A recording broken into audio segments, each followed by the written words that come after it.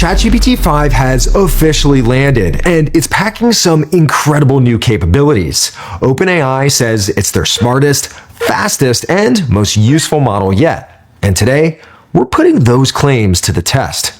I'm Kevin, and let's dive in. You can start using GPT-5 right now on your computer, and it's completely free. Just head to chatgpt.com and then sign in.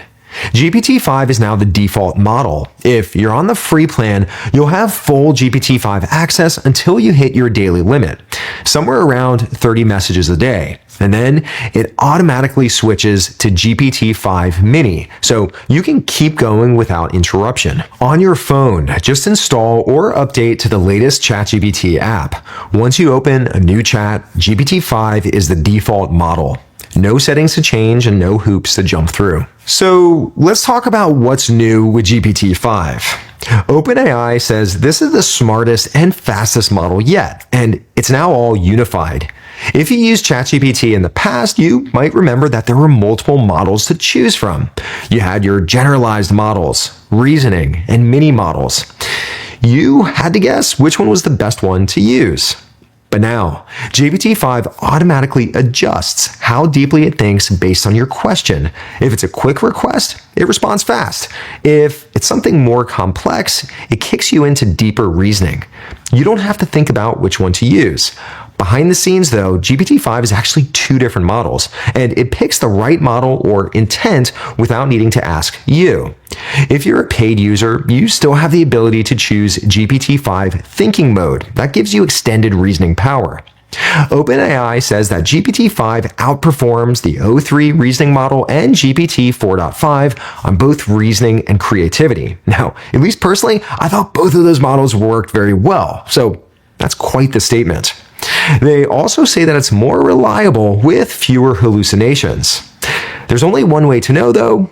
Let's test it out. Let's try prompt right down below. Let's see if it can make a Tetris game for my company, the Kevin Cookie Company. And here's a twist. Instead of using the traditional Tetris blocks, let's see if it could use cookie images for the pieces. Also, I'd like for it to include my branding. Over here, I'll drag and drop in the logo of the Kevin Cookie Company, and let's test this out.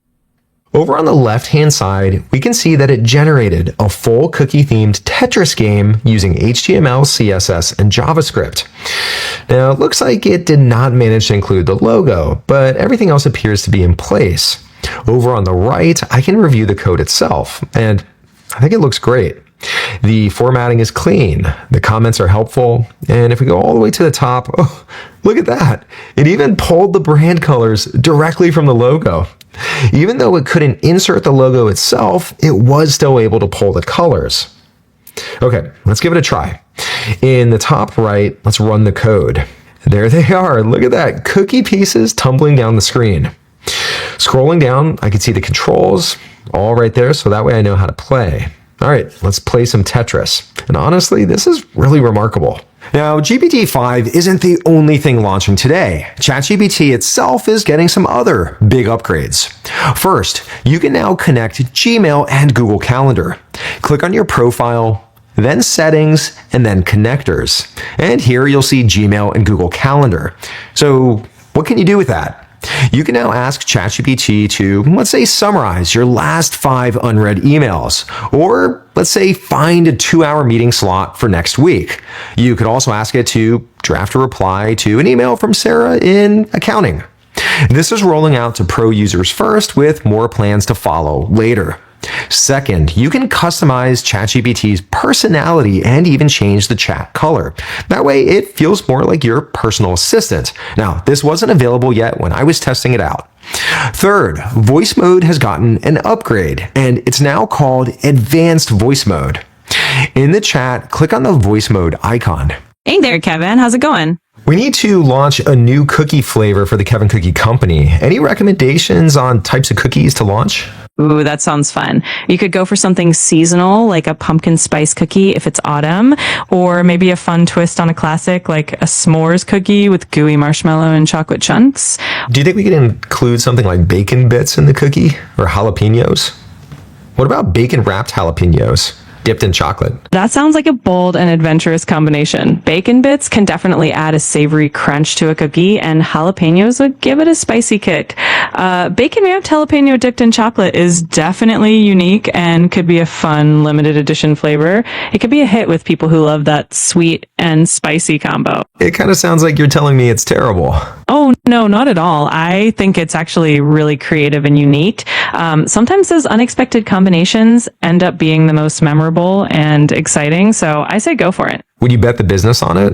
Well, I think it's always fun to experiment with bold flavors, but maybe it's best to test it out as a limited edition first and see how people respond. And finally, there's a new study mode. This gives you step-by-step personalized help to learn anything, let's say from coding to baking. This is already live for everyone. To use study mode, in the chat, click on the plus icon, and then down below, go to all of your tools. And here we have the option called Study and Learn. I'll toggle that on. And right over here, let's ask if it could help me learn how to bake a chocolate chip cookie. Let's send that. It'll now walk me through step by step how to learn how to do this. So down below, I'll tell it it's my first time, and then we'll go back and forth with these prompts. Now right here, you'll see how it guides me through the entire process step by step, and it continues prompting me until I learn how to do this. And there you go, your first look at GPT-5 and some of the new tricks coming to ChatGPT.